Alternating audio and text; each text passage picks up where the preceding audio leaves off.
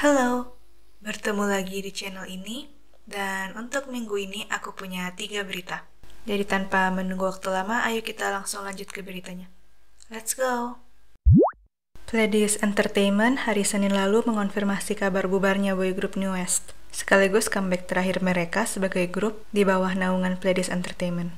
Dalam pengumuman resminya, mereka menjelaskan kalau kontrak New West akan berakhir tanggal 14 Maret ini. Dan member JR, Aaron, dan Ren memutuskan untuk tidak memperpanjang kontrak, sementara Baekho dan Minhyun telah sepakat untuk memperpanjangnya. Hal ini tentu saja menggemparkan karena Pledis kini hanya punya 2 grup aktif, yaitu Seventeen dan Fromis_9 saja. Ditambah lagi Jonghyun alias GR dari New West adalah trainee pria pertama Pledis sebelum akhirnya debut bersama New West di tahun 2012. Jadi tentu hengkangnya Jonghyun meninggalkan rasa pahit di lidah penggemar. Pledis bisa dibilang tidak punya reputasi yang baik untuk urusan menghandle idolanya. Bukti nyatanya ya Pristin, yang harusnya punya potensi yang bagus di industri K-pop. Tapi Pledisnya kayak self-sabotage gitu. Entah nggak pengen sukses apa gimana itu agensi. Padahal idola-idola mereka itu bertalenta dan berkualitas. Tapi emang manajemen skillnya yang nggak mumpuni. Seventeen, After School, Pristin, dan New West semuanya punya kisah mistreatment masing-masing. New West tuh sampai mengikuti Produce 101 pada tahun 2017 lalu untuk mendapatkan kesempatan kedua. Aku nonton waktu itu dan aku sedih banget pas Jonghyun bilang kalau agensi mereka sendiri menganggap grup New West sebagai kegagalan.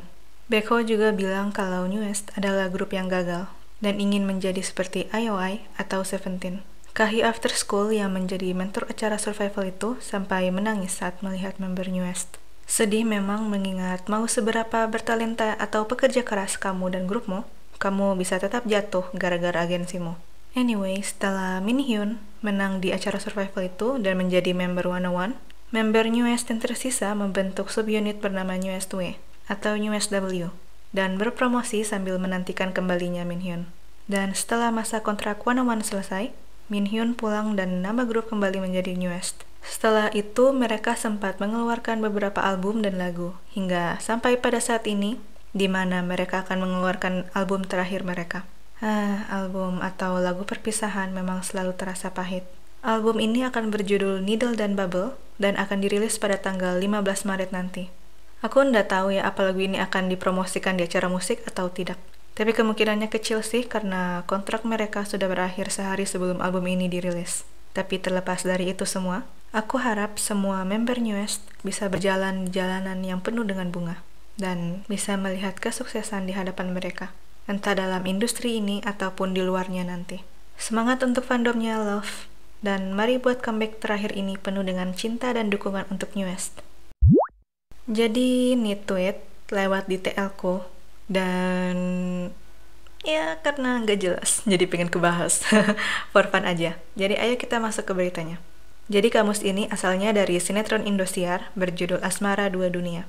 Kalau menurut sinopsis Indosiarnya, sinetron ini bercerita tentang kisah cinta segitiga antara gadis berdarah suci Aurel yang diperebutkan oleh 2 vampir kakak beradik yang saling bermusuhan, yaitu Nico dan Ryan.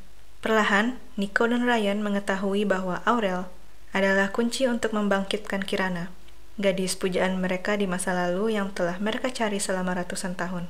Apa yang akan dilakukan Nico dan Ryan pada Aurel? Akankah mereka menghabisi nyawa Aurel Ya, dan sampai situ saja sinopsisnya. Bukan editanku ini, emang beneran kepotong dari websitenya. Ya, jadi sinetron yang ala-ala Twilight ini adalah project barunya Indosiar. Episode 1-nya baru dirilis tanggal 28 Februari kemarin. Dan akun Instagram resminya mengupload kamus bahasa vampir yang digunakan dalam sinetron ini. Ayo kita coba baca. Jadi mereka bikin perbandingan bahasa manusia dan vampir. Bahasa vampirnya pacar adalah kekasih. Ngeprank, ngerjain orang. Jakarta, tambahin ibu kota di belakang. Terus cewek, wanita. Oh my god. Dan yang paling ikonik, mobil. Apa itu mobil? Aku cuma tahu Besi berjalan mengeluarkan cahaya. Luar biasa sekali imajinasinya. Terus bahasa vampirnya pacaran itu hubungan Nico dan Kirana. By the way, ini kamusnya terakhir ku cek di akun IG-nya. Udah sampai jilid 4.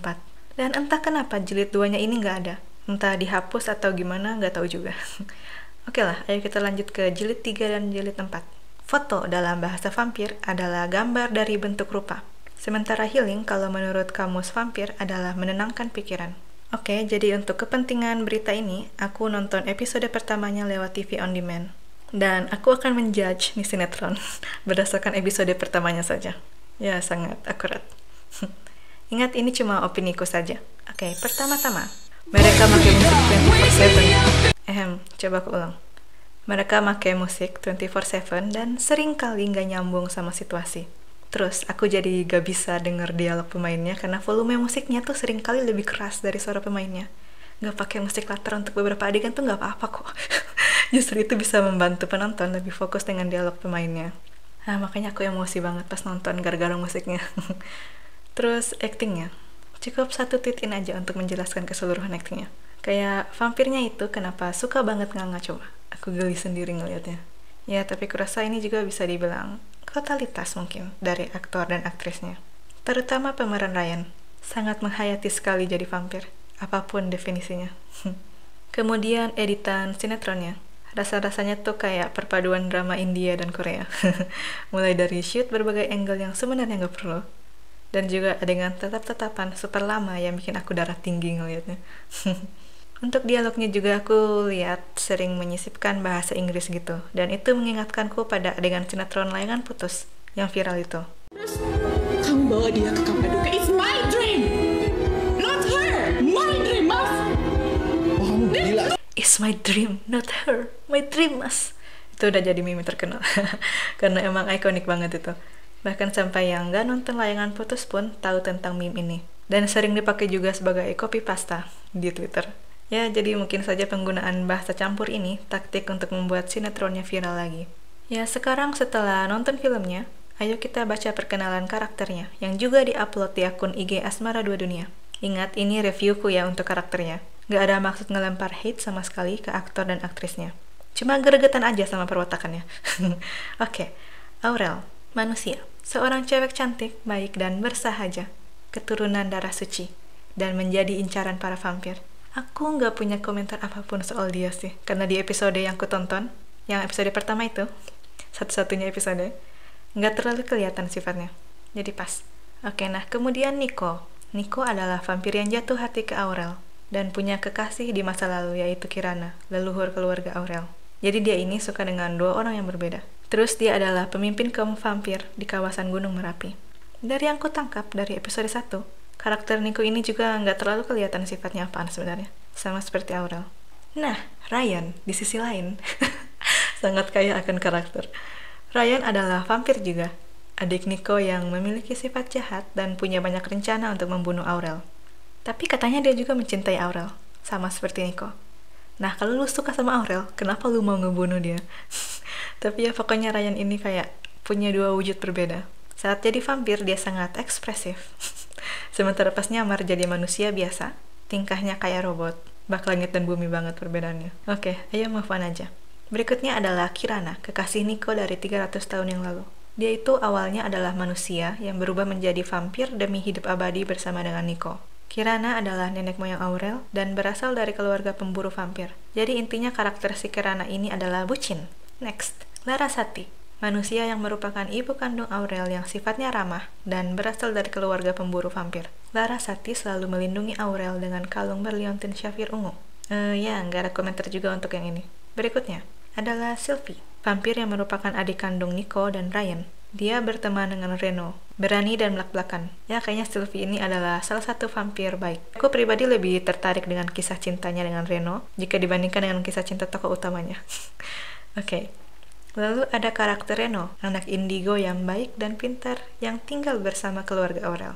Dan dia suka kepada Sylvie. Ya, no comment juga. Terus ada Karin, tipikal karakter cewek antagonis. Lanjut. Terakhir Ervan, vampir berwajah tampan dan disukai banyak wanita, dan memiliki sifat arogan dan licik. Setelah melihat tingkahnya yang super cringy di sinetronnya, aku ragu kenapa banyak wanita yang menyukainya. Ya, setidaknya Ervan ini hanya setia pada satu wanita, yaitu Sylvie. Tapi tentu saja tetap jadi tipikal cowok brengsek sok cemburuan. Ya, aku paling males sama karakter yang wataknya begini. Tapi selain kritik-kritik dan lelucon, tentu saja aku punya hal positif juga untuk dikatakan terkait sinetron ini.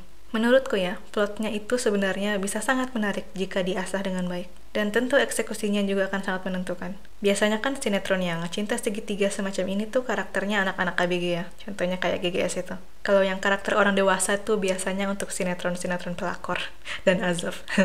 Jadi kayak semacam angin segar aja gitu. Untuk karakter dewasanya memainkan genre fantasi romance gini. Jika pihak produksi bisa menonjolkan plotnya dengan lebih baik dari segi atmosfer dan dialog, aku rasa penonton bisa lebih terbawa dengan ceritanya dan akan lebih serius menontonnya.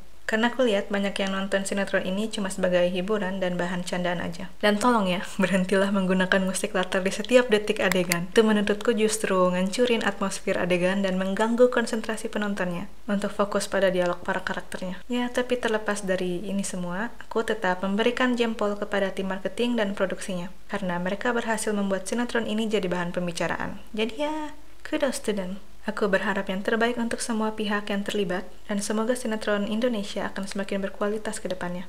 Amin. Kabar gembira dari Mnet, Street Man Fighter akan ditayangkan pada musim panas tahun ini. Belum ada informasi resmi terkait dance crew mana aja yang akan ikutan, tapi penggemar sudah ramai mendebak-nebak. Mulai dari Kyum Crew, Bibi Tripin, Loyal Champs Dance, Kwon Twins, dan lainnya. Nah, Street Man Fighter ini adalah penerus acara survival terkenal Mnet juga, Street Woman Fighter, yang tayang bulan Agustus tahun lalu. Dalam acara ini ada 8 kru yang berpartisipasi yaitu YGX, La Chica, Want, Weibi, Kokan Butter, Proudmon, Hollybang, dan Hook. Dan pemenang akhirnya adalah kru Hollybang, sementara Hook menempati posisi runner-up. Acara ini gede banget di Korsel. Sampai cover Hey Mama yang koreografinya dibuat oleh Noze, viral terutama di kalangan idola K-pop. Semoga saja untuk Street Man Fighter nanti akan lebih baik lagi dalam produksi dan aturannya. Nah, untuk tanggal pasti Street Man Fighter ini belum diumumkan. Jadi stay tune. Demikian berita untuk minggu ini. Semoga bermanfaat, informatif, dan menghibur. Terima kasih banyak atas perhatiannya, dan kita akan bertemu lagi Senin depan. Bye-bye!